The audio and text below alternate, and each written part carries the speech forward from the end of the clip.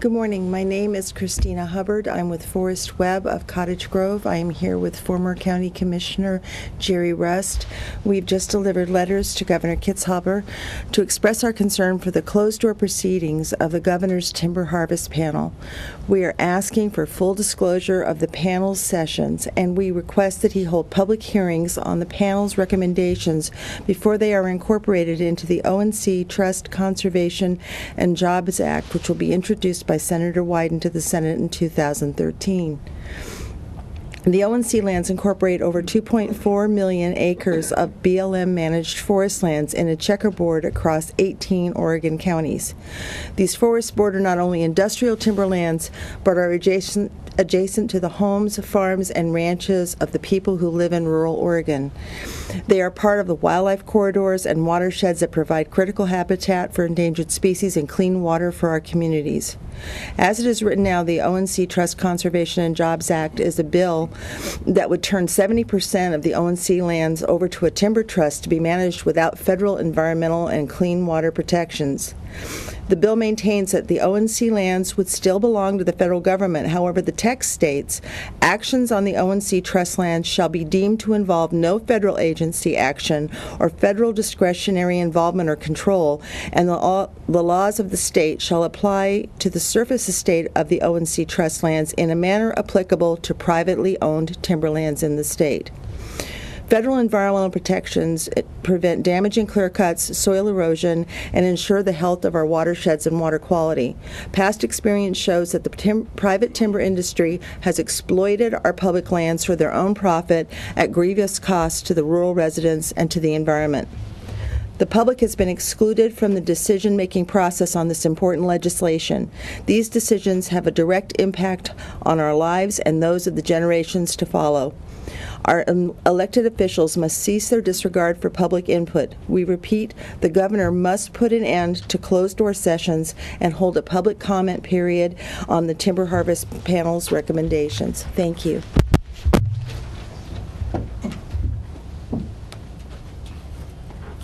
Can I be right here? No, you need to be in front of the mic. Yeah, you have to be in front.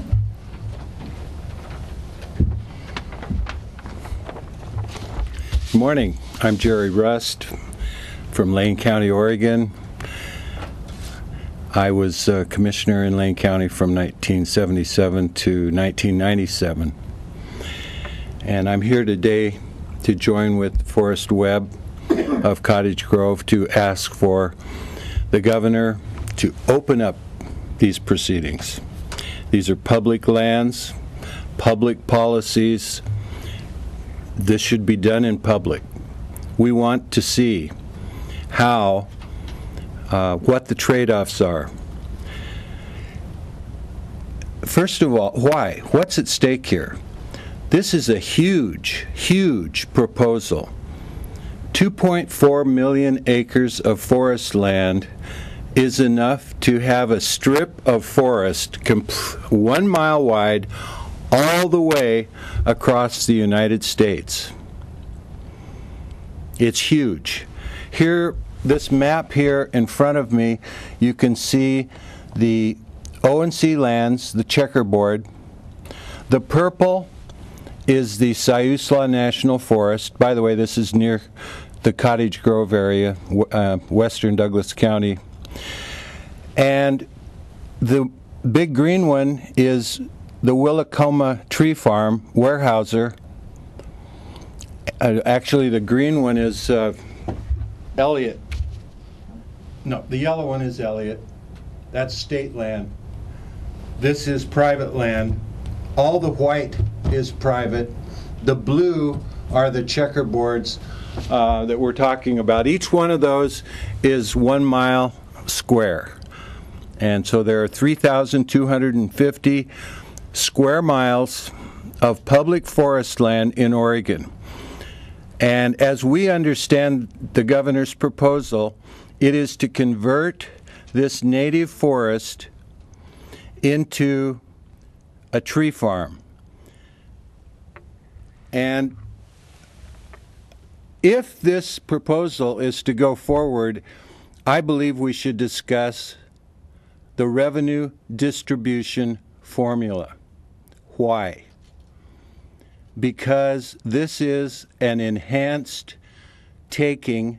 This is a change of the 1937 O&C Act, and the counties who would receive these benefits, only 4 counties would be paid the revenue from these lands. Again, more than 1 million acres of publicly owned lands, federally owned lands, with 2/3 of the money going to only 4 counties. That can't be right. That can't be a legitimate revenue distribution system. So, my summary is this is a huge undertaking. It deserves to be open to the public. We want to know what the trade-offs are in converting 1 million acres to a tree farm from a forest, and we believe that the county distribution formula should be looked at if we're going to make this change. Thank you. Jerry. Okay. Come on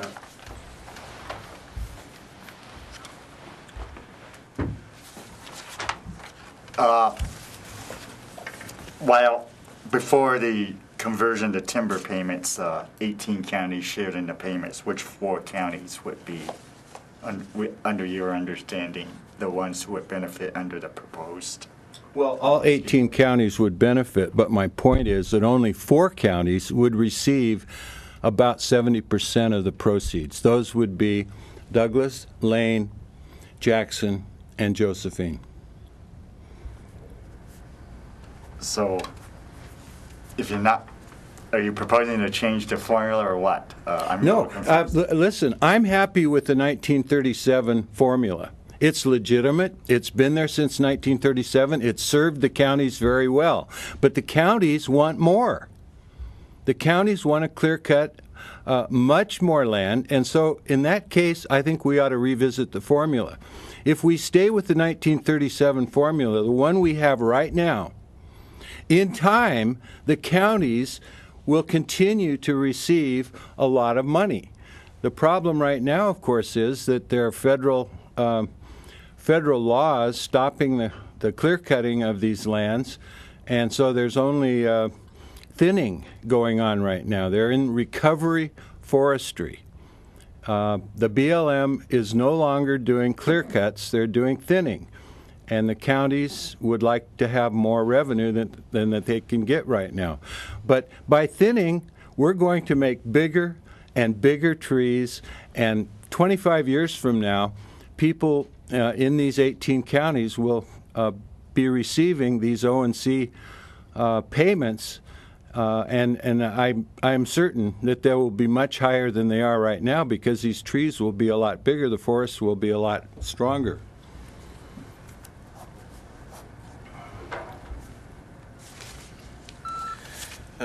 You know, Andy Kerr was invited, right, to participate, and he turned him down because he said that clear cutting was a deal breaker, right? So I'm wondering if there was a conservationist or two on the panel, would you be, calling for more public input at this point? Yes, there are conservation groups on the panel. Strangely enough, not any ones that deal with forestry issues. They all are more primarily dealing with water quality issues, and a lot of them are DC-based groups because they're preparing to take this legislation to Washington. Groups like Oregon Wild, Cascadia Wildlands, who talked to the governor ahead of time and thought they might be included in these discussions, were not invited. As far as I know, Andy Kerr was the only one with a forestry background that was asked. But even with that, there's been a history with this with this new plan of DeFazio's where he has promised public hearings and they have not happened. Schrader took this and tried to put it as a stealth attachment rider onto the Farm Bill. And again, no public hearings. Peter DeFazio promised the environmental groups that there would be hearings. They have not occurred. And then again, we have a closed-door hearing on this panel which will also influence this legislation. And again, the public is not allowed to participate, and so that's why we're asking for the hearings. Even if the environmental groups, were there, even if I were in the room, I would say I want this opened up so that the people of Oregon can make comments on what's going to impact them personally. I live out in rural Lane County. It is beautiful country, but our properties are, here's a piece of forest, here's a piece of ONC land. To harvest that piece of land next door, how are they going to get to it if they don't come through your property? How is it going to affect your water quality issues, runoff, problems with your trees? It's a very complicated issue, and people aren't being allowed to speak up on things that impact them directly. My question in answer to that would be, why the secrecy? What have they got to hide? Why can't we see what the trade-offs are? There are 4 timber companies at the table. There are a number of other individuals at the table. What are they talking about? What's the secret? Again, all public lands, all public policy, public laws, it should all be public. That's the strongest thing I can say about this. Think of this as the biggest rezoning in the history of Oregon. Do you think there would be some citizen participation? I think so. It's the #1 goal of Senate Bill 100, our land use law, and I think that our governor, our congressmen, and others should honor this tradition of openness in Oregon government. Well, I mean, speaking for, what do you call it? Just the devil's advocate type of role here, Sure. I mean, there will be public process. Legislation will have public process in D.C. You'll have public hearings in D.C. You know what I mean? The legislation will include, all legislation includes public process. Maybe what they're trying to do is, work out a plan that they can take there, minimize the distractions, I mean, like I say, I don't know, I'm probably speaking out of turn here, but, say they're trying to, just come up with something that they think, and maybe, if you include the whole public in, it bogs things down. How would you respond to that whole?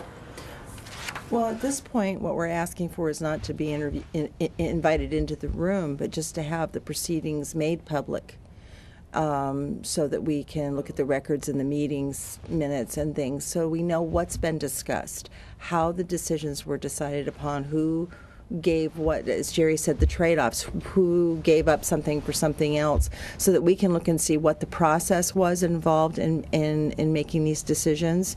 And these recommendations are going to become part of the ONC bill that's going to be taken back to the Senate.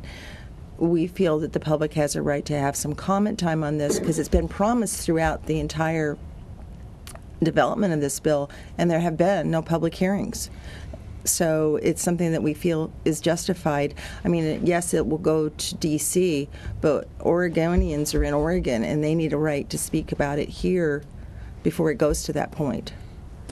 It's pretty hard for an ordinary citizen to go back and participate in Washington, D.C. The special interests have their lobbyists, and they have their representatives. Ordinary people like us don't have a way to access these hearings. I don't know what the governor's idea about public participation is, but if I could say at this late date, they at least ought to release all the minutes and records from these meetings, and then let the panel conduct a public hearing, or something like that. I'm not devising a public process right here on the spot, but we have nothing here. This is completely secret. This is not. It's not appropriate for a land issue of this magnitude to go right by us with no public participation. And do you know there's not going to be public hearing, or is that the plan, or do you know? There's been no mention of anything at this point from the Timber Part panel. As I said, past promises haven't been kept by Representatives Stefazio and Schrader, so I'm not holding out hope at this point, but we would really like to see them open this up and let people have a good look at it.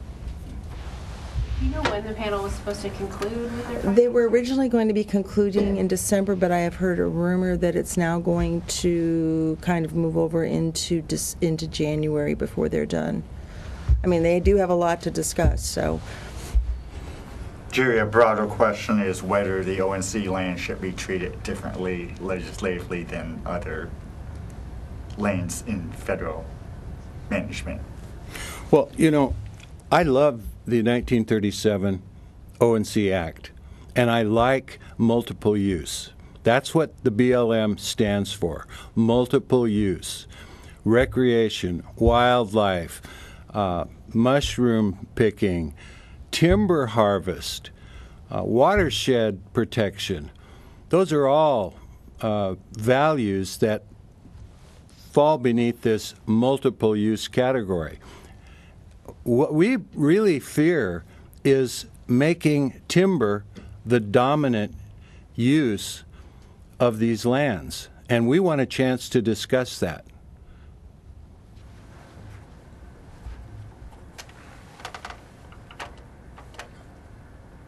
So is most of the concern then the potential for clear cutting on these lands, or is there concern about a change in the formula for ONC counties? For Forest Web, the primary concern is the clear cutting. If you look at state forestry practices and go into a forest such as the Elliott, which is here on the map, you've got a 93,000 acre coastal rainforest, and they clear cut steep hillsides, and there is erosion, landslide issues, endangered species issues, habitat issues in general, and it's not the healthiest way to take trees out of a forest. It can be done in a far more environmentally friendly way, and will have a better impact on the forest for the long haul, and you'll eventually get more trees out of it than you would by taking them all at once.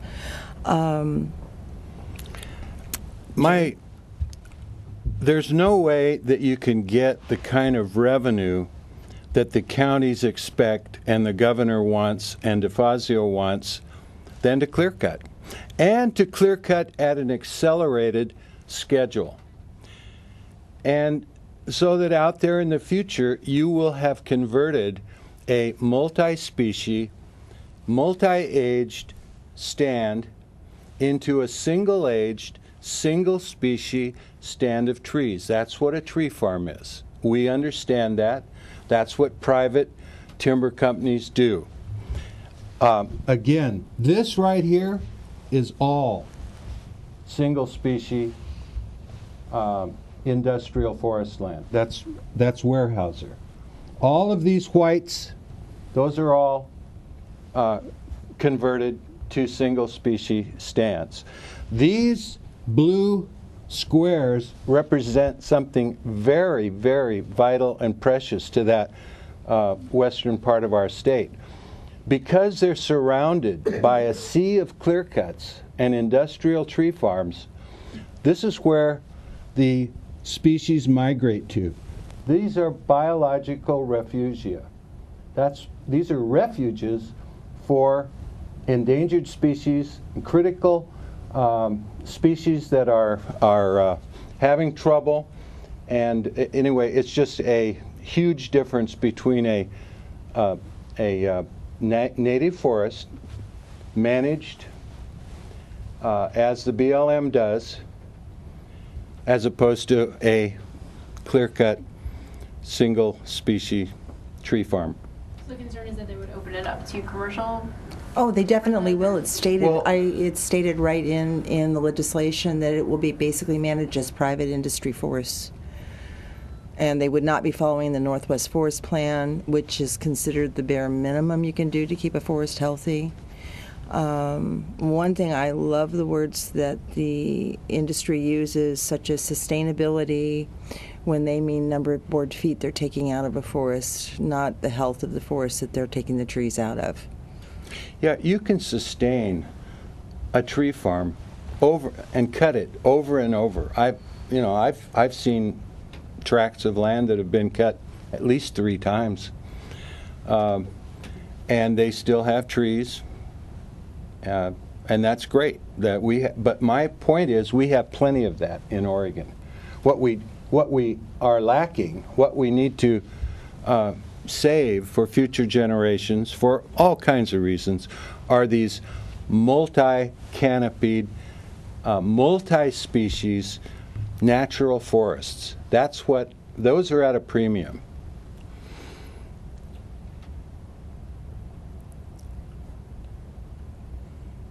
Any other I'm glad Peter questions? didn't ask me how to solve the county's budget problems. Yeah. But now that you've brought it up, you probably will. I might ask you that question about 20 years ago. Yeah, thank you.